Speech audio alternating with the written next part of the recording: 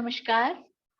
हम interpersonal skills और communication के टॉपिक्स कर रहे हैं और पिछली बार हमने एमसीक्यूज फिनिश किए थे, तो आज कुछ क्वेश्चन आंसर फॉर्म में अलग से क्वेश्चंस मैं लेकर आई हूँ आपके लिए, जिन्हें हम आज डिस्कस करेंगे। जो क्वेश्चंस उन टॉपिक से रिलेटेड हैं जो हमने लेक्चर्स में डिस्कस किए हैं और एमसीक्यूज में डिस्कस किए हैं, उनको हम ब्रीफली करेंगे, और जो चीजें डिस्कस अभी तक भी नहीं हुई हैं उनको हम थोड़ा सा डिटेल में डिस्कस करेंगे। और टाइम वेस्ट ना करते हुए लेट्स स्टार्ट, सो दैट हम आज के सेशन में ये सारे क्वेश्चंस ले लें। तो चलिए शुरू करते हैं। Question number 1, communication is possible only when both the dash and dash of the message know the language code. Communication कब पॉसिबल होता है? जब लैंग्वेज कोड किसको पता हो। इसका आंसर है सेंडर और रिसीवर, जो भेज रहा है और जो रिसीव कर रहा है, जब उनकी भाषा सेम होगी, मतलब वो दोनों उस भाषा को समझते होंगे जिसमें मैसेज दिया जा रहा है, तो कम्युनिकेशन पॉसिबल हो पाएगा। इसका आंसर भी इसमें दिया है ट्रांसमीटर और रिसीवर। ट्रांसमीटर सेंडर को ही कहते हैं, तो सेंडर या रिसीवर, सेंडर या transmitter and receiver. Second question है, written words are blank for speech sounds. जो बोलने के समय जो साउंड्स हैं, जब उन्हें लिखा जाता है तो वो क्या है? वो उस स्पीच के, उस बोली हुए उस बोलने के सिंबल्स हैं। सो इसका आंसर है written words are symbols for speech sounds. जो हम बोलते हैं उनको लिखने के समय जो शब्द अक्षर लिखे जाते हैं उनको कहा जाता है they are the symbols for speech. Question number 3, communication is the flow of blank from one person to another. Communication में एक पर्सन से दूसरे की तरफ क्या फ्लो करता है? कम्युनिकेशन में हमेशा इंफॉर्मेशन फ्लो करती है, तो इसका आंसर है communication is the flow of information from one person to another. Question 4, language skills are blank blank blank and blank. Logically सोचिए, लैंग्वेज की आपको कहाँ जरूरत पड़ती है? आपको बोलने के लिए जरूरत पड़ती है, आपको सुनने में समझ आती है लैंग्वेज, लिखने में और पढ़ने में। तो language skills are speaking, listening, reading and writing. बिल्कुल सिंपल लॉजिकल क्वेश्चन है, यही दिए हुए हैं ऑप्शंस। इनफैक्ट लिसनिंग के साथ लिखा हुआ है लिसनिंग एंड अंडरस्टैंडिंग। सिर्फ सुनना काफी नहीं है, लैंग्वेज स्किल्स तभी कही जाएंगी जब सुनकर समझ भी आ जाए। So language skills are speaking, listening and understanding, reading and writing. Next question पे चलते हैं। Communication with one's own self. Self talk जिसे कहते हैं, जैसे हम कभी अपने आप में बोलते हैं, कुछ अपने आप को समझा रहे होते हैं, या कभी कभी हम अननोइंगली बोल रहे होते हैं अपने आप से मन मन में, उसको कहा जाता है internal dialogue. So communication with one's own self, यानी अपने खुद के साथ किया गया कम्युनिकेशन कहलाया जाता है इंटरनल डायलॉग। नेक्स्ट क्वेश्चन है, which of the following statements are correct. अगले क्वेश्चंस में हमें ये बताना है कौन सा स्टेटमेंट करेक्ट है। You should always write short sentence. बताइए करेक्ट है या नहीं। देखिए, इसमें अगर ऑलवेज नहीं होता, you should write short sentence होता, तो हम इसे कहते हैं कि ये करेक्ट है, क्योंकि हमें छोटे छोटे सेंटेंसेस ही लिखने चाहिए, क्योंकि वो इजीली अंडरस्टैंडेबल होते हैं, जो भी पढ़ता है उसे समझ आते हैं। लेकिन यहाँ ऑलवेज लिखा है, यू शुड ऑलवेज राइट, तो ऑलवेज ठीक नहीं। हमेशा छोटे सेंटेंसेस नहीं लिखने की जरूरत है, कभी कभी बड़े भी हो सकते हैं sentences, and it's okay, it's fine. तो यहाँ ऑलवेज है, इसलिए ये सेंटेंस इनकरेक्ट है। A sentence should contain one unit of information. एक सेंटेंस में एक यूनिट ऑफ इंफॉर्मेशन ही होनी चाहिए, ये सही है, ये करेक्ट है। करेक्ट इसलिए है क्योंकि जब एक सेंटेंस में मल्टीपल यूनिट्स ऑफ इंफॉर्मेशन होते हैं तो वो एम्बिगुअस हो जाता है। एम्बिगुअस मतलब अनक्लियर हो जाता है, उसका मीनिंग समझना मुश्किल हो जाता है, जटिल हो जाता है, वो कठिन हो जाता है, और प्लस वो लंबा हो जाता है एक्सेसिवली। अब आप ज्यादा इंफॉर्मेशन देंगे तो कैसे देंगे? आप एक बात लिखेंगे and this and this and this, तो सेंटेंस अपनी मौलिकता खो देगा कि एक्चुअली कहना क्या चाह रहा है। आप आगे पढ़ेंगे और पीछे का समझने में मुश्किल आपको आती चली जाएगी। तो इसीलिए a sentence should contain one unit of information. अगली चीज के लिए आप अगला सेंटेंस बताइए, तो ये करेक्ट है। Using difficult and uncommon words show your mastery of language. ये बहुत बड़ी भ्रांति है। भ्रांति मतलब ये बहुत बड़ा मिसकंसेप्शन है, गलत फहमी है कि डिफिकल्ट और अनकॉमन वर्ड्स यूज करने से आपकी मास्टरी दिखाई देती है लैंग्वेज पर। ऐसा नहीं होता। आपकी मास्टरी लैंग्वेज पर तब है जब आप जो कहना चाह रहे हैं वो कह पाए, और जो कहा जा रहा है वो उसी तरीके से समझ पाए जिस कंटेक्स्ट में कहा जा रहा है, तब मास्टरी है। चाहे वो साधारण शब्दों में ही ना कहें, चाहे वो साधारण शब्दों में ही ना समझें, फिर भी उसे मास्टरी कहेंगे क्योंकि आप समझ पा रहे हैं। डिफिकल्ट वर्ड्स यूज करना, बड़े बड़े मोटे मोटे भारी भारी वर्ड्स यूज करना जो कॉमनली लोगों ने सुने नहीं है, उससे आपकी मास्टरी नहीं दिखती। इनफैक्ट उससे आपका कम्युनिकेशन डिस्टॉर्ट होता है, सामने वाले को समझ नहीं आता। उस भाषा को जानने के बावजूद भी उन अनकॉमन शब्दों की वजह से कम्युनिकेशन पूरा नहीं हो पाता। सो ये इनकरेक्ट है। डिफिकल्ट और अनकॉमन वर्ड से मास्टरी नहीं दिखाई देती। Next question, punctuation is no longer relevant in the modern electronic age. अब देखिए इसमें ये क्वेश्चन इसलिए है क्योंकि अभी मॉडर्न इलेक्ट्रॉनिक एज का मतलब ये है कि आजकल ईमेल्स लिखते हैं हम लोग, शॉर्ट टेक्स्ट मैसेजेस लिखते हैं, तो उनमें हम वर्ब्स को छोड़ देते हैं और अल्फाबेट्स की शॉर्ट फॉर्म्स आजकल यूज होने लग गई हैं। तो इसमें इनका कहने का मतलब ये है कि ऐसे में पंक्चुएशन की इंपॉर्टेंस नहीं है। पंक्चुएशन की अलग इंपॉर्टेंस है। कहाँ full stop, comma, colon, semicolon, exclamation mark लगना है, वो आज भी उतना ही इम्पोर्टेंट है, क्योंकि वो भाषा की जो फील है, भाषा का जो स्ट्रक्चर है, उसको एक्सप्लेन करने में हमारी मदद करता है। हमें पता चलता है हमें कहाँ रुकना है, कहाँ पर सेंटेंस खत्म हुआ। अगर स्टॉप फुल स्टॉप नहीं लगाएंगे तो आपको पता ही नहीं चलेगा कहाँ सेंटेंस फिनिश हो रहा है। एक्सक्लेमेशन मार्क नहीं लगाएंगे तो आपको पता ही नहीं चलेगा कि ये एक्सक्लेमेटरी फीलिंग यहाँ पर दर्शाई जा रही है। तो ऐसा नहीं है, इलेक्ट्रॉनिक एज में पंक्चुएशन की इंपॉर्टेंस कम नहीं हुई है, तो ये सेंटेंस इनकरेक्ट है। Punctuation is completely relevant. Next question पर चलते हैं। Changing the order of words can change the meaning of the sentence.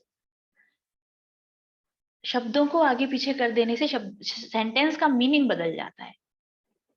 मैंने आपको पिछले लेक्चर में एक एग्जांपल दिया था, रुको मत जाओ। अब इसमें हमने रुको के बाद कॉमा लगाया, फर्स्ट वर्ड के बाद रुको मत जाओ। अब इसमें हम पिछली बार हमने कॉमा की पोजीशनिंग चेंज की थी ना, आज हम वर्ड की पोजीशनिंग चेंज करते हैं। ऐसा करते हैं, जाओ को पहले लगा देते हैं, जाओ फर्स्ट वर्ड के बाद कॉमा, रुको मत, जाओ कॉमा रुको मत। सेंटेंस का मीनिंग उल्टा हो गया। रुको पहले इसका मीनिंग था रुको, और इसका मीनिंग है जाओ। तो वर्ड्स का ऑर्डर चेंज करने से सेंटेंस का मीनिंग बदल जाता है। आप क्या बताएंगे, अब करेक्ट है या इनकरेक्ट है? ये करेक्ट है। शब्दों का मीनिंग बदलता है, सेंटेंस का मीनिंग बदलता है। Rewrite the following sentences in order to make them more readable. आपको रीराइट करना है। रीडेबल का मतलब यहाँ ये नहीं है कि ये सेंटेंस गलत लिखा है, लेकिन हमें इसे आसान भाषा में बनाना है, इसे साधारण भाषा में बनाना है, ताकि जो भी इसे पढ़े वो आसानी से समझ पाए। पहला सेंटेंस है, the diplomat give an answer admitted to more than one meaning. इसको सिंपली लिखा जा सकता है, diplomat give an ambiguous answer. Ambiguous का मतलब ही यही है कि उसके कई मीनिंग्स निकल रहे हैं और समझ नहीं आ रहा क्या लगाया जाए। सो इतने लंबे सेंटेंस को सिर्फ एम्बिगुअस वर्ड यूज करके हमने शॉर्ट भी कर दिया और समझ भी आ गया। The diplomat give an ambiguous answer. Next question है, however it is the writer's belief that this situation should not have occurred. Writers believe की जगह हम ये भी लिख सकते हैं कि राइटर बिलीव्स, राइटर ये बिलीव करता है कि situation should not have occurred. So sentence को चेंज इसी तरह से किया गया है, however the writer believes that the situation should not have occurred. Simplify किया है बस थोड़ा सा। The testing of the software was carried out by Mr. Das. Indirect speech में है, हम इसे सॉरी पैसिव वॉइस में, हम इसे एक्टिव वॉइस में भी कर सकते हैं। Mr. Das tested the software. छोटा और क्रिस्प। आपके आंसर्स भी एग्जामिनेशन में ऐसे ही होने चाहिए, जहां आपके थियोरेटिकल पेपर्स है ना, short and crisp. Next question 14 पढ़ते हैं। The user can visibly C the image moving. अब देखिए इसमें गलती क्या है, विजिबली और सी दोनों वर्ड्स एक ही बात कह रहे हैं। User can visibly see, visibly का यहाँ जरूरत ही नहीं है। The user can see the image moving, इतना काफी है। The precise reason for the breakdown of the machine cannot be elucidated. Elucidated का मतलब होता है explained. मशीन के ब्रेकडाउन होने का रीजन एक्सप्लेन नहीं किया जा सकता, तो वही हमने आसान भाषा में लिख दिया. We cannot explain the reason for the breakdown of the machine. Sentence इसी तरह के होने चाहिए, साधारण, सिंपल और easy to understand. Frame suitable sentences with. अब ये देखिए थोड़ा सा अंग्रेजी का लेसन है इसमें, बट ठीक है करते हैं. Fine as a verb. Verb क्या होता है? And as a noun. Noun क्या होता है? ग्रामर आप सबने पढ़ी है class, I think first second में हम नाउन और वर्ब पढ़ लेते हैं, फिर भी गलती हो जाती है. सिंपल हमेशा याद रखिए, नाउन, वो एक हमने डेफिनेशन पढ़ी थी ना, noun is the name of person, place और थिंग. भूल जाइए उसको, कंफ्यूज नहीं होना है. नाउन का मतलब सिंपल होता है नेमिंग वर्ड्स, बस इतनी डेफिनेशन है. किसी भी चीज का नाम नाउन है. जनरल किसी चीज का नाम है तो भी नाउन है, स्पेसिफिक किसी चीज का नाम है तो भी नाउन है. और वो जिसका नाम है वो कोई जीवित मनुष्य, एनिमल, प्लांट भी हो सकता है, और वो कोई नॉन लिविंग थिंग, कोई टेबल, चेयर, बेड, पलंग, कुछ भी हो सकता है. तो एवरीथिंग, हर चीज का नाम, naming word is a noun. बस इतनी डेफिनेशन. अब ये मैं कहूँ ये लैपटॉप है, लैपटॉप इस चीज का नाम है, ये नाउन है. और मैं कहूँ ये HP का लैपटॉप है, HP एक कंप्यूटर ब्रांड का नाम है, वो भी नाउन है. तो कोई भी चीज का नाम, वो पीछे कर्टन है, कर्टन इज अ नाउन. उस चीज का नाम कर्टन है, ठीक है ना. ये मैंने बिंदी लगाई है, बिंदी इस चीज का नाम है जो मैंने लगाया है, ये नाउन है. तो बस इतनी ही डेफिनेशन है. Same goes with verb. Verb के लिए जो हमने पढ़ा था, किसी चीज के होने या ना होने का जिससे पता चले वो शब्द क्रिया कहलाते हैं. मुझसे नहीं याद हुआ कभी वो. वर्ब का मतलब सिंपल एक है एक्शन वर्ड्स, जिन जो एक्शन बता रहे हैं, बस वो वर्ब्स. कुछ भी एक्शन. अब मैं बोल रही हूँ, ये बोलने का एक्शन है, तो स्पीकिंग, बोलना वर्ब है. मैं क्लैपिंग कर रही हूँ, ताली बजा रही हूँ, एक एक्शन कर रही हूँ, एक वर्ब है. तो बस सिंपल आपको ये ध्यान रखना है. अब देखते हैं फाइन. फाइन को वर्ब की तरह से यूज करना है, यानी कि एक एक्शन की तरह से कहाँ यूज किया जाएगा. फाइन लगाया गया तो एक एक्शन हुआ, तो ये वर्ब हो गया. और जहां पर हम कह रहे हैं कि फाइन पे करना पड़ा, फाइन नाम की एक चीज, एक फाइन नाम की पेनल्टी पे करनी पड़ी, जहां नाम की तरह से यूज किया, बस वो नाउन है. एग्जाम्पल भी देखिए, आंसर में क्या लिखा है, वर्ब ही वॉज फाइंड, उस पर फाइन लगाया गया, तो यहाँ एक एक्शन हुआ, ये वर्ब हो गया. और नाउन, ही हैड टू पे द फाइन, उसे फाइन नाम की एक चीज पे करनी पड़ी, तो ये नाउन हो गया. Same smile as a verb and a noun. जब स्माइल करने की बात है तो वर्ब है, he is smiling, she is smiling. और जब स्माइल के बारे में, एज अ स्माइल के बारे में, यानी जिस चीज का नाम स्माइल है उस चीज के बारे में कुछ बता रहे हैं, तो वो नाउन है. जैसे इसमें लिखा है she has a beautiful smile, तो यहाँ स्माइल को किया नहीं जा रहा, स्माइल के बारे में बता रहे हैं, that's why it is a noun. So class 1-2 का लेक्चर मैंने आपको दे दिया नाउन और वर्ब का, लेकिन आपकी गलती नहीं होनी चाहिए अब नाउन और वर्ब में. हमेशा याद रखिए, फिर से बता देती हूँ, noun naming words, verb action words, बस. बस इससे ज्यादा कंफ्यूज नहीं होना है. 36 डेफिनेशन नहीं याद करनी, उसका मतलब समझिए और उसको यूज में लाइए. नेक्स्ट क्वेश्चन करते हैं, name the part of speech of the words in italics. जो वर्ड्स इटैलिक्स में लिखे हैं ना, वो क्या है? ये बड़ा अच्छा इंटरेस्टिंग क्वेश्चन है इंग्लिश का. कम्युनिकेशन में क्यों दिया हुआ है मुझे भी नहीं पता, बट है interesting. I do not understand. अब देखिए यहाँ अंडरस्टैंड क्या हो रहा है, आई डू नॉट अंडरस्टैंड, मतलब मैं समझ नहीं पा रहा हूं, यहाँ एक्शन हो रहा है. यहाँ किसी का नाम नहीं है अंडरस्टैंड, यहाँ किसी की विशेषता नहीं बताई जा रही अंडरस्टैंड में. यहाँ पर वो बोल रहा है आई डू नॉट अंडरस्टैंड, मैं नहीं समझ पा रहा हूँ. सो इट इज अ वर्ब, यहाँ एक एक्शन हो रहा है. मैंने आपको बताया एक्शन वर्ड्स होते हैं. अच्छा, इसको पढ़ने से पहले मैं आपको ये भी बता दूं, नाउन्स हमने पढ़ा नेमिंग वर्ड्स होते हैं, वर्ब हमने पढ़ा एक्शन वर्ड्स होते हैं, और एडजेक्टिव्स, एडजेक्टिव्स डिस्क्राइबिंग वर्ड्स होते हैं. डिस्क्राइबिंग वर्ड्स का मतलब जो किसी चीज को डिस्क्राइब करते हैं, जो ये बताते हैं कि कोई चीज कैसी है. डिस्क्राइब करने का मतलब जैसे मैं कहूं ये बिंदी लाल है, तो इस बिंदी को डिस्क्राइब कर रहा है शब्द लाल।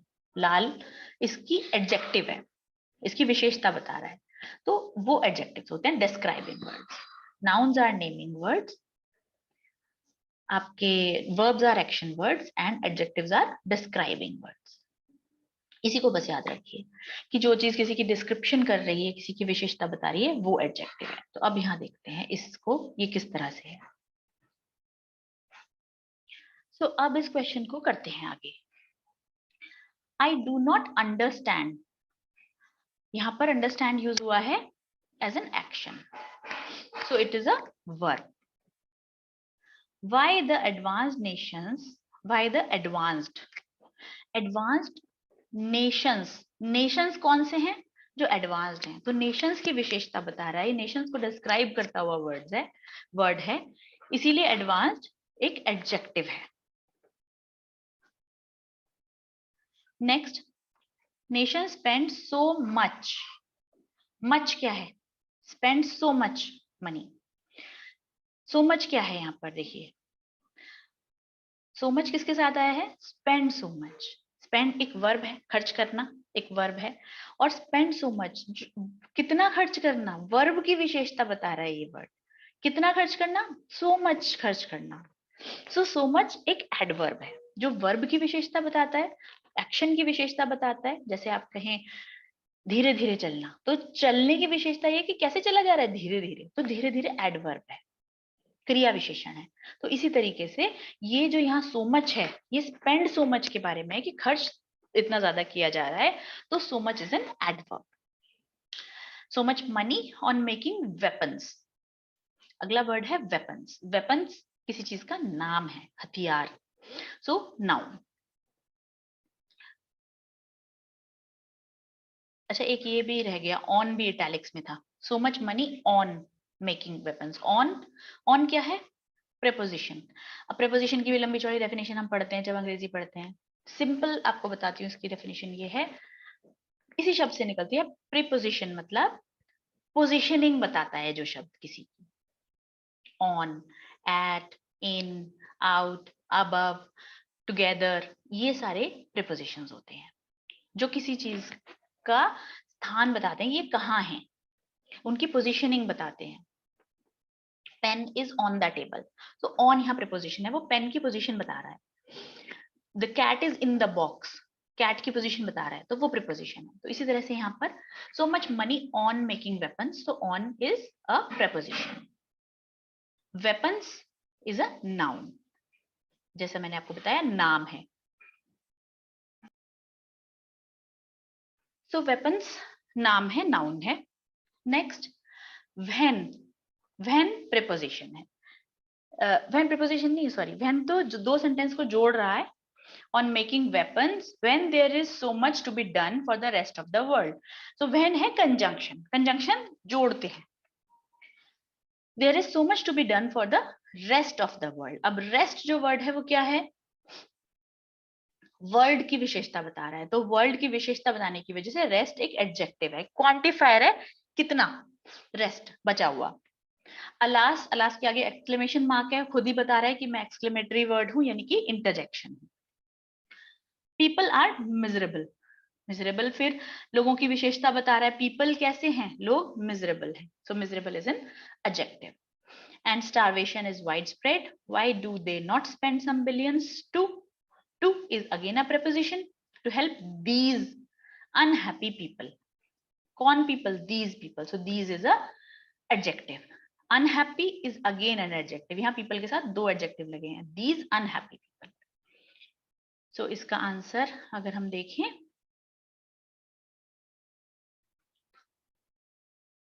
कि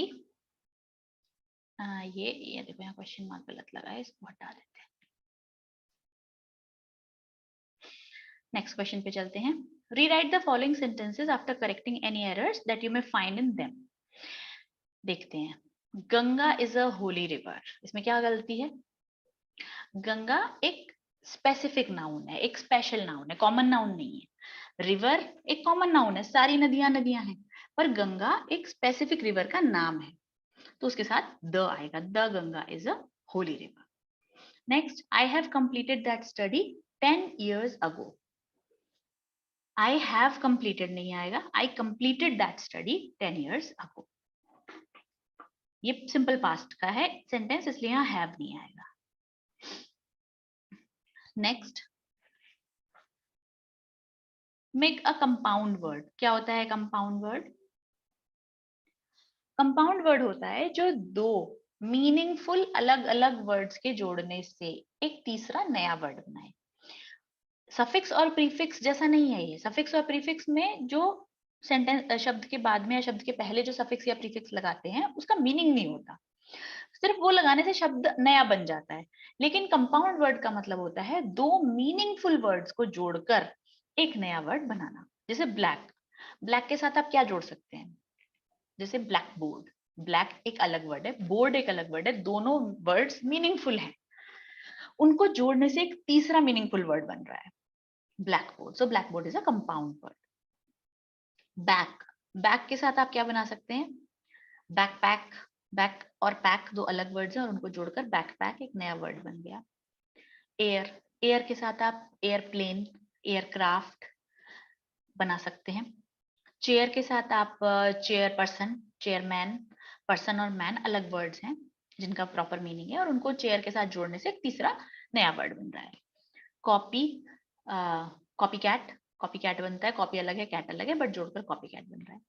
इस तरह के बहुत सारे वर्ड्स हैं। जैसे बटर, बटर के साथ आप फ्लाई जोड़कर बटरफ्लाई बना देते हैं, जबकि बटरफ्लाई का ना बटर से कुछ लेना देना है ना फ्लाई से कुछ लेना देना है, तो एक नया वर्ड बन जाता है butterfly. Same is with rainbow, rain और बो ये दोनों अलग अलग वर्ड्स हैं, उनको कंबाइन करके रेनबो बन जाता है। तो ये कंपाउंड वर्ड्स कहे जाते हैं। बैक फायर देखिए मैंने बनाया, हमने बैकपैक बनाया था, एयर स्ट्रिप, तो ये नए वर्ड्स हैं। Add suitable affixes to the following words to make new words. अब ये देखिए ये है सफिक्स, रॉयल में इन्होंने टी लगा के रॉयल्टी बना दिया, एक नया वर्ड बन गया। चाइल्ड, चाइल्ड में क्या जोड़ेंगे आप?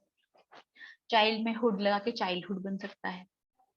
मैनेज, मैनेज में आर लगा के मैनेजर बन सकता है, मैनेजमेंट बन सकता है। क्रिएट में डी लगा के क्रिएटेड बन सकता है। अटेंड में ईडी लगा के अटेंडेड बन सकता है। अफेक्शन में एट लगा के अफेक्शनेट बन सकता है। तो ये सफिक्सेस हैं, ये आपने सब अंग्रेजी में पढ़े हैं। करेक्ट द, चला गया, correct the spelling errors.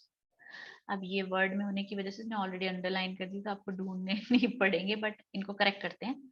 Business, business की करेक्ट स्पेलिंग होती है BUSINESS, business. I had gone out of business when accidentally, accidentally में दो एल होने चाहिए। I met an old friend of mine, I had last seen her at the occasion, occasion में एक S होता है। ऑफ द मैरिज, मैरिज में आई के बाद एक ए गायब है। Of her niece, I invited her home, however she could not come as she already had an appointment. Already में यहाँ a चाहिए हमें e के बाद। We truly enjoyed our meeting, truly में e नहीं होता, तो ये spellings हैं। Punctuate the following sentences. He said to me, virtue is its own reward. Punctuate करना है, punctuate मतलब comma, quotes, full stop ये सब लगाना है। He said to me, पहला अक्षर कैपिटल होना चाहिए, he कैपिटल, he का h कैपिटल। उसके बाद he said to me, यहाँ डायरेक्ट स्पीच है तो कॉमा लगेगा, डबल कोट्स लगेंगे, एक फ्रेश सेंटेंस बनेगा और फुल स्टॉप भी कोट्स के अंदर आएगा। This is the punctuation. Mr. Kalu picked up his hat, umbrella, bag and books and went out. इतनी सारी चीजें उन्होंने उठाई बट कोई कॉमा ही नहीं है। So Mr. Kalu picked up his hat, umbrella, bag and books, and went out. यहाँ पे एक कॉमा आएगा बिकॉज एक्शन चेंज हो गया। All that I am, all that I hope to be, I owe to my mother. पहला letter capital, A capital, all that I am, यहाँ पर बात रुकी। all that I hope to be, यहाँ पर एक बात रुकी। I owe to my mother. So दो बार कॉमा आना है यहाँ पर। The way was long, the wind was cold. Same 24 number की तरह T should be capital, the way was long, full stop, the wind was cold, full stop, comma, the day was long, comma, the wind was cold, full stop. He asked me whether I had finished the work. अब इसमें अगर weather नहीं होता तो ये देखिए 22 की तरह बनता, he asked me, हम कॉमा लगा के डबल कोट्स बनाते हैं। उसने क्या पूछा, I had finished my work. अब वो पूछ रहा है he asked me whether I had finished my work, तो अब ये इनडायरेक्ट स्पीच हो गई। तो अब सिर्फ आपने यहाँ पर कैपिटल एच बनाया, बाकी कुछ नहीं किया। Right any 3 objectives of business communication. इससे पहले ऊपर के जो ये क्वेश्चंस थे ये एक्चुअली इंग्लिश के लैंग्वेज के ग्रामर के क्वेश्चंस थे, पर ये कम्युनिकेशन में आ जाते हैं बिकॉज इस तरह की गलतियां ही कम्युनिकेशन को सही या गलत कर देती हैं, तो इसीलिए थोड़ा सा इन पर भी ध्यान दीजिएगा। Right any 3 objectives of business communication. Business communication क्यों करते हैं हम? सबसे पहला जो कम्युनिकेशन के ऑब्जेक्टिव्स हमने पढ़े थे वही यहाँ पर आएंगे, टू एक्सचेंज इंफॉर्मेशन। और क्योंकि बिजनेस कम्युनिकेशन है तो बिजनेस में हमें क्यों करना है, टू कोऑर्डिनेट। हम एक दूसरे से कोऑर्डिनेट कैसे करेंगे, कम्युनिकेट किए बिना। सो कम्युनिकेशन का बेसिक पर्पस होता है to coordinate and to implement the plans. जो प्लान्स टॉप मैनेजमेंट ने बनाए हैं वो कैसे कम्युनिकेट करेंगे हमारे पास, बिजनेस कम्युनिकेशन के थ्रू। सो बिजनेस कम्युनिकेशन के ये 3 मेजर ऑब्जेक्टिव्स हैं, to exchange information, to cooperate, to implement plans. आप गूगल करेंगे इसके बारे में तो आपको और भी ऑब्जेक्टिव्स मिल जाएंगे, तो आप पढ़ लीजिए उनको भी। Business communication always has a specific purpose of achieving something. यहाँ पर चाहे बिजनेस कम्युनिकेशन हो, चाहे ऑर्गेनाइजेशनल, चाहे कोई भी कम्युनिकेशन हो, कम्युनिकेशन का कोई ना कोई पर्पस होता है ना, किसी वजह से ही हम किसी से कम्युनिकेट करते हैं। तो यहाँ पर कुछ भी कोई भी कम्युनिकेशन हो, इसका आंसर है true, it has a specific purpose of achieving something. Blank is a systematic series of actions or operation of a series of changes directed to some end. एक systematic series of actions है। systematic series of action का मतलब होता है जिसका sequence predefined है कि पहले ये काम होगा, फिर ये काम होगा, फिर ये होगा, फिर ये बंदा ये करेगा। तो ये जो पूरा का पूरा systematic sequence है इसे कहा जाता है process। जब हम किसी प्रोसेस की बात करते हैं इसका मतलब हम एक सीरीज ऑफ इवेंट्स की बात कर रहे हैं, एक सीरीज ऑफ ऑपरेशंस की बात कर रहे हैं। तो इसका आंसर है process is a systematic series of actions और operations of a series of changes directed to some end. To some end मतलब टू अचीविंग द गोल। उस प्रोसेस का एक पर्पस है कि वो क्यों की जा रही है, इसीलिए जिसका उसका एक पर्पस होना बहुत जरूरी है, तब हम उसे कहते हैं कि एक प्रोसेस है from the start to the end to achieve something. Technical communication can be understood by layman. Technical communication कोई भी आम आदमी समझ सकता है, नहीं समझ सकता। आम जनरल कम्युनिकेशन समझ सकता है। टेक्निकल कम्युनिकेशन का मतलब क्या होता है? टेक्निकल कम्युनिकेशन का मतलब होता है जहां पर किसी स्पेसिफिक नॉलेज की के वोकैबुलरी, उससे रिलेटेड इंफॉर्मेशन शेयर की जा रही है। जैसे कि 2 डॉक्टर्स बात कर रहे हैं किसी पेशेंट के बारे में, और वो बात कर रहे हैं कि उसका ब्लड वर्क ये बोल रहा है, उसकी बोन डेंसिटी इतनी है, उसका ये है। अब एक आम आदमी को नहीं समझ में आएगा कि ब्लड वर्क का मतलब क्या है, हीमोग्लोबिन ज्यादा होने का क्या मतलब है, बोन डेंसिटी कम होने का क्या मतलब है, एक आम आदमी को नहीं समझ आएगा। तो वहां वो टेक्निकल भाषा यूज कर रहे हैं, टेक्निकल कम्युनिकेशन है वो उनके बीच में, तो वो एक लेमैन के द्वारा नहीं समझा जाता। अब हम और आप, हम कॉमर्स पढ़ते हैं तो हम बैलेंस शीट के बारे में बात कर रहे हैं, हम इन्वेस्टमेंट के बारे में बात कर रहे हैं, हम डेट के बारे में बात कर रहे हैं, हम सिक्योरिटीज के बारे में बात कर रहे हैं। लेकिन क्या एक जनरल, एक लेमैन उनको, एक आम आदमी उनको समझ सकता है जिसको इन बारे में पता ही नहीं है? नहीं समझ सकता। तो जो टेक्निकल कम्युनिकेशन है वो लेमैन नहीं समझ सकता। इसका आंसर है false. Sorry. Format for general communication is flexible and casual. बताइए, ये जनरल कम्युनिकेशन का क्वेश्चन है। पहला टेक्निकल कम्युनिकेशन का था, अब जनरल। हम कोई भी जनरली जब किसी से कोई बात कर रहे हैं तो वो फ्लेक्सिबल और कैजुअल होता है, उसका फॉर्मेट बिल्कुल फ्लेक्सिबल और कैजुअल होता है। आम कम्युनिकेशन में हम कोई फॉर्मेट फिक्स नहीं है किसी भी कम्युनिकेशन का, हम कंफर्टेबली उसको यूज कर सकते हैं। Tone used in technical communication is casual and informal. जब हम टेक्निकल कम्युनिकेशन कर रहे हैं, एक स्पेसिफिक नॉलेज से रिलेटेड कम्युनिकेशन कर रहे हैं, तो वहां इनफॉर्मल होगा, कैजुअल होगा? नहीं होगा। It will be very formal, it will be completely formal. So it is false actually. Next, identify at least 3 barriers to communication. ये हमने पढ़े थे कि कम्युनिकेशन में किस तरह के बैरियर्स आते हैं। 3 बैरियर्स यहाँ आंसर लिखा है, लैंग्वेज बैरियर्स, कल्चरल बैरियर्स और इंटरपर्सनल बैरियर्स। लैंग्वेज बैरियर्स होते हैं कम्युनिकेट करने वाला ट्रांसमीटर और रिसीवर का अलग लैंग्वेज होना, या यूं कहिए कि जो सेंडर की लैंग्वेज है उसको नहीं समझ पा रहा है रिसीवर, तो there is a language barrier, communication नहीं हो पा रही। बैरियर वही तो चीजें हैं जिसकी वजह से कम्युनिकेशन नहीं हो पा रही। तो एक है लैंग्वेज बैरियर, दूसरा है कल्चरल बैरियर। कल्चरल बैरियर में क्या है?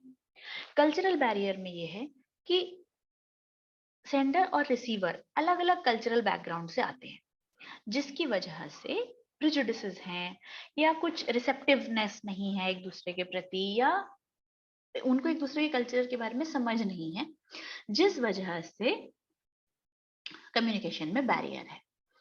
और तीसरा इंटरपर्सनल बैरियर। इंटरपर्सनल बैरियर्स होते हैं जो कम्युनिकेट करने वाले लोगों के बीच में आपस में कोई बैरियर है, कोई ईगो है, उनका कोई झगड़ा है जिसकी वजह से वो रिसेप्टिव नहीं है, बहुत लोग ओपन माइंडेड नहीं है, कोई रिसीवर जो है वो सेंडर को ट्रस्ट नहीं करता, तो उसके दिए हुए मैसेज पर भरोसा नहीं है, इसीलिए वो उसको एक्सेप्ट नहीं कर रहा, इसीलिए वो उस पर एक्शन नहीं ले रहा। सो वो भी एक बैरियर है। आप बैरियर्स टू कम्युनिकेशन भी सर्च करेंगे तो आपको और भी बैरियर्स टू कम्युनिकेशन मिलेंगे, बट ये यहाँ पर 3 लिखे थे तो मैंने 3 वही लिखे हैं जो मोस्ट कॉमन है, जिनकी वजह से सबसे ज्यादा दिक्कत होती है। फिजिकल बैरियर्स होते हैं, कहीं शोर हो रहा है, आप फोन से कर रहे हैं बात और फोन में स्टैटिक आ रहा है, वो फिजिकल बैरियर्स हैं। नेक्स्ट क्वेश्चन पे चलते हैं। Verbal communication includes written and oral communication. अब देखिए जब हमने पढ़ा था तब हमने वर्बल में रिटन नहीं लिया था, नॉन वर्बल में लिया था, but there are school of thoughts, जैसा कि मैंने आपको ऑलरेडी बताया है, there are school of thoughts which say that written communication is also verbal, because they consider that verbal का मतलब है यूज ऑफ वर्ड्स, और क्योंकि रिटन में वर्ड्स का यूज होता है इसलिए रिटन भी वर्बल है। एक स्कूल ऑफ थॉट ये है। तो ये क्वेश्चन जब आए तो आपको उसको ट्रू ही लिखना है, रिटन को वर्बल में लेना है, क्योंकि बहुत सारे स्कूल ऑफ थॉट्स हैं जो इसको वर्बल में लेते हैं। We can communicate by exchanging symbols to describe our ideas and experiences. ये हमने पढ़ा था, नॉन-वर्बल कम्युनिकेशन सिंबल्स के थ्रू होता है, तो we can communicate, ट्रू है ये। Next, gestures like a handshake, a smile or a hug cannot convey emotions. This is wrong. जो भी gestures हैं वो non-verbal communication का हिस्सा हैं and they completely convey emotions. So this is a false statement. Dialogue is another method of verbal communication that allows individuals to collaborate and exchange ideas with one another. क्या होता है dialogue? Dialogue का मतलब होता है एक दूसरे से बात करना. Dia means दो, तो dialogue means, इनफैक्ट आप इसको diagonal भी कह सकते हैं कि क्रॉस कनेक्शन है, एक दूसरे के साथ बात हो रही है ना? तो यहाँ वही है कि it is allowing individuals to collaborate and exchange ideas with one another. So it is true. Speaking can be looked at in two major areas, interpersonal and public speaking. ये है कि जब हम बोलते हैं तो दो ही तरह से बोलते हैं ना, या तो किसी से बात करते हैं, इंटरपर्सनल मतलब मैं आपसे बात करूं आप मुझसे बात करें, वो इंटरपर्सनल है, और पब्लिक स्पीकिंग कि मैं बोलूं और आप सुने, जैसे क्लास में टीचर बोल रहा है तो वो पब्लिक स्पीकिंग है, वो पब्लिक एट लार्ज को बता रहा है, कोई स्पीच दे रहा है तो वो जो लोग सुन रहे हैं वो उनको पब्लिक एट लार्ज को वो अपनी स्पीच दे रहा है। मैं आपसे बात कर रही हूँ, अभी आप मुझसे इस समय बात नहीं कर पा रहे हैं, सिर्फ मैं ही बोल रही हूँ, तो ये पब्लिक स्पीकिंग है। मैं फिर भी आपसे कम्युनिकेट कर रही हूँ, तो स्पीकिंग के दो तरीके हैं, इंटरपर्सनल एक्सचेंज और पब्लिक स्पीकिंग यानी कि वन वे, तो ये ट्रू है। Our communication is not affected by a variety of other variables such as clothes, makeup and accessories. अब आप बताइए हमारा communication क्या कभी affect होगा कि हमने कैसे कपड़े पहने हैं, हमने कैसा मेकअप किया है, कैसी घड़ी लगाई है, कैसी बिंदी लगाई है, क्या इससे communication पे फर्क पड़ेगा? ये चीजें communication पे affect नहीं करती, तो ये true है।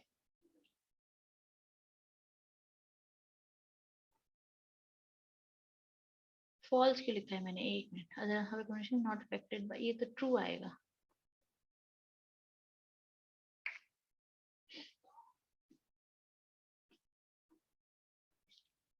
Next, cold clammy skin is one of the clues to physiological processes. Physiological processes का मतलब है कि जो हमारा फिजिकल फीचर है, हमारी जो बॉडी है उससे भी हमारे जैसे जेस्चर्स के थ्रू भी हमारे इमोशंस कन्वे होते हैं, उसी तरह फिजियोलॉजिकल प्रोसेसेस के थ्रू भी होते हैं। जैसे कोल्ड क्लैमी स्किन, आपने देखा होगा जब बहुत लोग नर्वस होते हैं उनके हाथ ठंडे हो जाते हैं। तो वो जो कोल्ड स्किन है, क्लैमी स्किन, क्लैमी मतलब पसीना एकदम से छूट जाना, कोल्ड स्किन हो जाना से पता चलता है कि सामने वाला नर्वस है। तो क्लू मिलता है उसकी फिजियोलॉजिकल प्रोसेस का, तो ये ट्रू है। Listening requires no such great effort by a listener, it can be done easily. क्या लिसनिंग इजी है? लिसनिंग में आपको फोकस चाहिए, ध्यान से आपको सुनना है, आपको अंडरस्टैंड करना है, आपको इम्बाइब करना है, आपको उसके बेसिस पर रेस्पॉन्ड करना है, एक्शन लेना है। It is not easy, it requires effort. So ये सेंटेंस फॉल्स है। ये बोल रहा है सेंटेंस, ये सेंटेंस बोल रहा है requires no such effort, this is false. Listening requires effort. While receiving and interpreting the spoken words, the listener is not concerned with message decoding. ये तो false है। अगर listener concerned ही नहीं होगा मैसेज को decode करने में, decode मतलब समझने में, तो communication पूरा ही नहीं होगा। So this is false. Why is hearing a passive process? जब मैंने listening का लेक्चर आपके लिए लिया था, तो लिसनिंग को मैंने हियरिंग से कंपेयर करके आपको बताया था कि क्या है हियरिंग। हियरिंग का मतलब होता है सिर्फ सुनना, सुनने की क्षमता, सुनकर समझना हियरिंग नहीं है, इसीलिए ये एक पैसिव प्रोसेस है।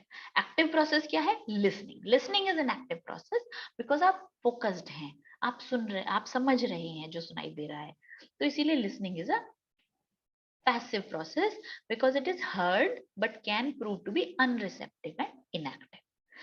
सिर्फ लिसनिंग हियरिंग से जरूरी नहीं है हमने उसको रिसीव किया हो। जैसे मैंने आपको बताया था कि मैं फ्रेंच नहीं समझती, मेरे सामने अगर कोई फ्रेंच में बोलेगा तो मैं I can hear but I am not listening, I am not understanding a word he is saying. So यहाँ पर एक्चुअली मैं रिसेप्टिव ही नहीं हूँ उस भाषा के प्रति, मुझे आती नहीं है वो भाषा, तो एक्टिव लिसनिंग हो ही नहीं पा रही। तो इसीलिए hearing is a passive process. या जैसे मैंने आपको एग्जांपल दिया था कि मैं यहाँ बैठी हूँ, दूसरे रूम में टीवी चल रहा है। अब यहाँ मुझे ये तो पता चल रहा है कि टीवी चल रहा है, पर वो क्या कह रहा है, क्या कोई कुछ ऐड आ रहा है, कोई सीरियल आ रहा है, कोई मूवी आ रही है, मुझे यहाँ बैठे ये नहीं समझ में आ रहा, वो कह क्या रहा है नहीं समझ में आ रहा, सिर्फ आवाज आ रही है कि टीवी चल रहा है। तो वो हियरिंग तो हो रही है, लिसनिंग नहीं हो रही। क्वेश्चन 44 पे चलते हैं। Listening skills is focused on blank blank blank and blank. Listening skill किस पे फोकस करते हैं? लिसनिंग में कम्युनिकेशन पे, इंटरपर्सनल रिलेशनशिप, इमोशनल इंटेलिजेंस और अवॉइडिंग डिस्ट्रैक्शन, इन सब पे हम फोकस करते हैं लिसनिंग के टाइम। इन इवैल्यूएटिंग लिसनिंग, इवैल्यूएटिव लिसनिंग होती है जहां पर आप जो बोल रहा है उसे जज करते हो। जज उस पर्सन को भी करते हो, स्पीकर को भी करते हो कि मैं इसकी बात पर कितना ट्रस्ट करूं, इससे जो मुझे कम्युनिकेशन हो रहा है वो मुझे कितना फॉलो करना है। आप स्पीकर को जज करते हो और आप उससे जो कंटेंट आ रहा है आप उसको भी जज करते हो कि इसमें से कितना इंपॉर्टेंट है, क्या क्या आई शुड एक्सेप्ट। तो उसको बोलते हैं इवैल्यूएटेड लिसनिंग। आपने जो सुना आपने उसको इवैल्यूएट किया कि उसमें से क्या पोर्शन मेरे लिए इंपॉर्टेंट है, मैं उसी को ही ग्रहण करूं, उसी को एक्सेप्ट करूं। So evaluative listening में listener actually क्या करता है? He makes a judgment about the speaker. He assesses what he has said and selects the appropriate information. Listening to a radio program while reading a newspaper. अब आप newspaper पढ़ रहे हैं, radio भी चल रहा है, तो रेडियो में क्या चल रहा है उस पर आपका ध्यान है? आपका ध्यान तो न्यूज़पेपर पे है। तो वो क्या है? वो है सूडो लिसनिंग, जो हमने पढ़ा था, सुपरफिशियल लिसनिंग, फेक लिसनिंग, झूठी लिसनिंग, मिथ्या। सिर्फ आप सुनने का ढोंग कर रहे हैं, वहां सुन नहीं रहे हैं उसको। तो रेडियो चल रहा है, आप न्यूज़पेपर पढ़ रहे हैं, it is a superficial listening, या जिसे हम सूडो लिसनिंग भी कहते हैं। A speaker should have a good command over. अब किसी को बोलना है, जो स्पीकर है उसकी कमांड किस पे होनी चाहिए? भाषा की, भाषा की वोकैबुलरी, टेंसेस और प्रोनाउंसिएशन। वोकैबुलरी पर इसलिए कि उसके पास अगर शब्द ही नहीं होंगे वो अपनी बात को एक्सप्लेन कैसे करेगा। टेंसेस नहीं होंगी तो बात समझी कैसे जाएगी? अगर आज की बात है, कल की बात है, फ्यूचर की बात है, कैसे समझोगे आप? अगर वो कल की बात को आज कह के करेगा और फ्यूचर की बात को कल की कह के करेगा, तो समझ नहीं आएगी। और प्रोनाउंसिएशन उसके अपने डायलेक्ट से इन्फेक्टेड हो सकता है, प्रोनाउंसिएशन उसका गलत हो सकता है, तो उसके गलत बोले शब्द आप गलत समझ सकते हैं। तो स्पीकर के लिए प्रोनाउंसिएशन सही होना जरूरी है। A good listener should not get irritated even if the facts are unclear or incorrect or on the part of the speaker। ये तो एक सिंपल मोरल साइंस का क्वेश्चन है कि जब आप सुन रहे हैं अगर आपको समझ नहीं भी आ रहा तो भी आप इरिटेट मत हो। सिंपल ये है। Which of the following steps to overcome barriers to listening may not be effective? मतलब क्वेश्चन का मतलब समझिए, डबल नेगेटिव आ रहे हैं। स्टेप्स टू ओवरकम बैरियर्स यानी कि बैरियर को हटाना है, मे नॉट बी इफेक्टिव यानी कि बैरियर को हटाना है पर इफेक्टिव नहीं है, यानी कि बैरियर नहीं हट रहा, बैरियर रह रहा है। बैरियर पहले नेगेटिव है और उसको भी नॉट इफेक्टिव, तो यहाँ डबल नेगेटिव आ रहा है। इस तरह क्वेश्चन में हम कंफ्यूज हो जाते हैं। तो समझिए करना क्या है, बैरियर ओवरकम करने का स्टेप है, यानी बैरियर को हटाना है जो कि इफेक्टिव नहीं है मेथड, यानी कि बैरियर नहीं हटेगा। ठीक, अब पढ़ते हैं कि एबीसी में से किससे बैरियर नहीं हटेगा। Avoid any physical discomfort before listening to someone. Physical discomfort हटाने से बैरियर नहीं हटेगा, बैरियर हटेगा। While listening to a lecture, the listener should sit in a proper place, have a good ambience and maintain a proper distance। क्या इससे barrier नहीं हटेगा? इससे भी हटेगा, ये भी आंसर नहीं हो सकता। If the speaker uses ambiguous language which is open to several meanings, the listener keeps quiet and does not clarify the doubts। अब देखिए स्पीकर ने ambiguous language यूज की है, समझ नहीं आ रहा, मगर फिर भी जो लिसनर है वो अपने डाउट्स क्लैरिफाई नहीं कर रहा, तो यहाँ बैरियर नहीं हटेगा, यहाँ बैरियर रहेगा और सही कम्युनिकेशन, कंप्लीट कम्युनिकेशन नहीं होगी। तो answer is C. Cultural difference can cause the listening process to get blank और ब्लैंक। कल्चरल डिफरेंस से क्या होता है, लिसनिंग प्रोसेस इनइफेक्टिव हो जाती है। जब हम एक दूसरे के कल्चर को एक्सेप्ट नहीं कर रहे हैं, समझ नहीं रहे हैं, कम्युनिकेशन नहीं हो रहा। और डिस्टॉर्टेड, डिस्टॉर्टेड इस तरह से कि देखिए क्या होता है, कई बार एक चीज जो किसी के कल्चर में शायद कुछ मीनिंग ही नहीं रखती, वो किसी और के कल्चर में बड़ी इम्पोलाइट सी बात है। तो आपने आमतौर पर अगर वो बात की और दूसरे के लिए वो इंसल्टिंग है, तो गड़बड़ हो गई, फिर गलत कम्युनिकेशन हो गया। जैसे मैं आपको एग्जांपल देती हूँ, जैसे हमारे यहाँ हरियाणा में थोड़ी सी खड़ी भाषा बोली जाती है। इवन इफ कोई आदमी गलत मीन नहीं कर रहा, पर वो बोली का टच ही ऐसा है, थोड़ा सा हार्श है, थोड़ा हार्ड है, जिसकी वजह से लगता है कि शायद डांट रहे हैं या गुस्सा कर रहे हैं। तो अगर कोई साउथ इंडियन है या कोई जिसको नहीं पता कि वो एक्चुअली उनकी भाषा ही ऐसी है, वहां पर टच ही ऐसा है, इनफैक्ट भाषा भी खराब नहीं है, टच ही थोड़ा सा खड़ी बोली है, तो उनको लगेगा कि यार ये मुझे गुस्सा कर रहे हैं, शायद ये नाराज है, शायद ये लड़ाई कर रहे हैं, जबकि वो आराम से बोल रहे हैं, उनका बोलना ही ऐसा है। तो वो एक कल्चरल डिफरेंस है। अगर हमें एक दूसरे कल्चर को एक्सेप्टेंस नहीं होगी, इज्जत नहीं होगी, एक दूसरे कल्चर के बारे में पता ही नहीं होगा, तो कम्युनिकेशन गड़बड़ हो जाएगी, गलत हो जाएगा, डिस्टॉर्ट हो जाएगा। तो इसीलिए कल्चरल डिफरेंसेस से दो चीजें होती हैं, इनइफेक्टिव हो जाती है लिसनिंग और डिस्टॉर्ट हो जाती है। People working in the same designations have blank barrier while listening to their colleagues or subordinates। जो सेम डेजिग्नेशन में काम कर रहे हैं उनके सामने कौन सा बैरियर होता है, उनके सामने होता है साइकोलॉजिकल बैरियर, साइकोलॉजिकल लिसनिंग। क्योंकि कई कई ईगोज क्लैश हो जाती हैं, ईगो बीच में आ जाती है, तो इस वजह से उसको कहा जाता है psychological listening. An effective listener can also become a good blank if he can interpret what the speaker has said। अगर स्पीकर की कही बात समझ आ रही है तो उसके बेसिस पर लिसनर एक डिसीजन ले सकता है, इसीलिए वो डिसीजन मेकर बन सकता है। A good listener should be able to communicate freely with an blank to provide positive feedback to the speaker। अच्छा लिसनर कौन है?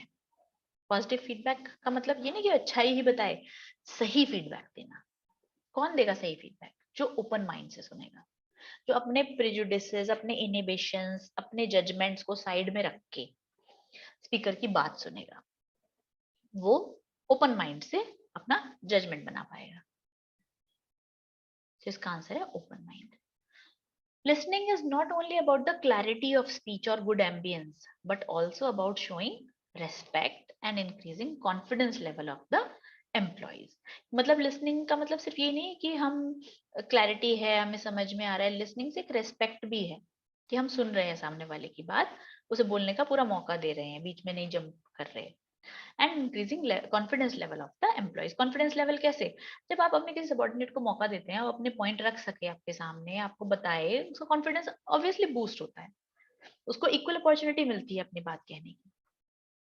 Internal communication refers to the communication, ये मैंने आपको बताया था. इंटरनल कम्युनिकेशन वो होता है जो ऑर्गेनाइजेशन के अंदर होता है. ऑर्गेनाइजेशन के अंदर जो एम्प्लॉइज है वो आपस में जब कम्युनिकेट करते हैं, उसे कहा जाता है internal communication. So internal communication refers to the communication that is within the organization and is designed to not reach outside it. Impact of poor communication, क्या होगा poor communication से? Spread of wrong information spread होगी. Loss of faith and confidence among employees, गलत communication से उनका trust खत्म हो जाएगा आप में. And conflicts होंगे, लोग झगड़ा करेंगे एक दूसरे से, नहीं समझ पाएंगे एक दूसरे का point of view. Next, internal communication makes information available and encourage sharing it by motivating and sustaining an organization's short-term objectives. Theoretical सा sentence है, internal communication से information मिलती है और क्योंकि हम एक दूसरे के साथ share कर रहे हैं तो लोग motivate होते हैं organizational goals की तरफ काम करने के लिए एक साथ as a team. 58 पढ़ते हैं. Only higher level executives in an organization have a stake in internal communication. क्या सिर्फ higher level executives ही internal level communication करेंगे? ऐसा नहीं होता. Higher level, middle level, line managers सभी लोग internal communication का हिस्सा होते हैं. तो ये false है. 59 पे चलते हैं. Managers should develop respect for the grapevine. Grapevine होता है informal communication. Grapevine मतलब मैंने कुछ बात सुनी किसी से, वो मैंने अपने 4 लोगों के ग्रुप में बताई, उन्होंने किसी को बताई, तो इसको कहा जाता है ग्रेपवाइन. यहाँ कोई स्ट्रक्चर नहीं है, कोई सीक्वेंस में इंफॉर्मेशन फ्लो नहीं हो रही टॉप टू बॉटम या manager to manager. Social groups में इंफॉर्मेशन फ्लो हो रही है, उसको कहा जाता है ग्रेपवाइन. जैसे आपने देखा होगा जो ग्रेपवाइन होती है, अंगूर की जो बेल होती है ना, वो किसी भी डायरेक्शन में घूमती घूमती बढ़ती है. उसकी तरह से यहाँ पर इसको यूज किया जाता है इनफॉर्मल कम्युनिकेशन में, जो हमने बातों बातों में एक दूसरे को बता दिया, वॉशरूम में बात करते करते बोल दिया, टिफिन खाते खाते किसी के साथ शेयर कर लिया, तो वो है ग्रेप वाइन. तो ग्रेप वाइन इनफॉर्मल कम्युनिकेशन को कहा जाता है. सो हमारा क्वेश्चन है, managers should develop respect for the grapevine as very often it is the most common and even reliable system of communication. ये सबसे कॉमन है, ये हर जगह होता है, हर तरह के ऑर्गेनाइजेशन में. So this is true.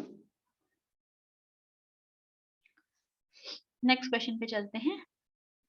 Indicators of sound superior subordinate communication. यहाँ साउंड का मतलब आवाज नहीं है, यहाँ साउंड का मतलब है अच्छा कम्युनिकेशन.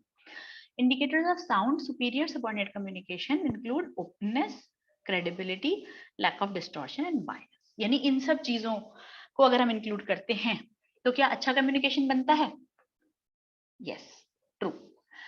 ओपननेस जहां होगी, क्रेडिबिलिटी मतलब भरोसा होगा, डिस्टॉर्शन नहीं होगा और बायस पार्शियलिटी नहीं होगी, वहां पर कम्युनिकेशन सही होगा, अच्छा होगा. Major criteria for selecting the appropriate channel. हम चैनल कैसे सेलेक्ट करें? हमें क्या चाहिए चैनल के लिए? हमें चाहिए अवेलेबिलिटी. पहले तो चैनल अवेलेबल हो हमारे लिए. उसके बाद हमारे जो ऑडियंस है जिससे हमें बात करनी है, वो उनके हिसाब से हम चैनल लेंगे, उनके हिसाब से हम चूज करेंगे. फिर ऑब्जेक्टिव, हमारा पर्पस क्या है, और फिर कंटेंट, हमें बात क्या कहनी है. तो हमें लगेगा कि हम इस बात के लिए नोटिस दें, ईमेल लिखें, जनरल मैसेज है तो हम सर्कुलर दें या कोई मेमो दें, तो उसके बेसिस पर हम डिसाइड करेंगे. So option C is the correct answer. Notice is useful to reach out to. Notice हम किसको भेजते हैं? देखिए फर्स्ट ऑप्शन पढ़े, customer, share holder and government. इसमें गवर्नमेंट है, गवर्नमेंट को हम नोटिस नहीं भेजते, गवर्नमेंट को हम इन्फॉर्म करते हैं. सेकंड है customer, share holders and general public. Notice किसके लिए होता है? नोटिस पब्लिक एट लार्ज के लिए होता है. तो इसमें customer, share holder, general public, इनको नोटिस सबको दिया जा सकता है. C customer, banks and general public, इसमें बैंक्स को नहीं दे सकते आप नोटिस।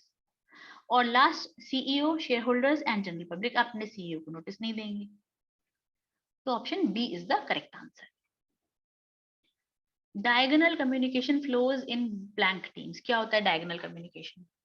डायगोनल कम्युनिकेशन होता है, मैं एक मैनेजर हूं, मेरे ही लेवल पर दूसरे फंक्शन में एक मैनेजर है, सपोज एचआर मैनेजर है, मैं फाइनेंस मैनेजर हूं, एक एचआर मैनेजर है, मेरा एक सबऑर्डिनेट है जो जिससे एचआर मैनेजर ने कुछ इंफॉर्मेशन मांगी है और वो उसको इंफॉर्मेशन दे रहा है। तो ये क्रॉस फंक्शनल है, एक फंक्शन का सबऑर्डिनेट दूसरे फंक्शन के मैनेजर को इंफॉर्मेशन दे रहा है, इसको कहा जाता है डायगोनल कम्युनिकेशन।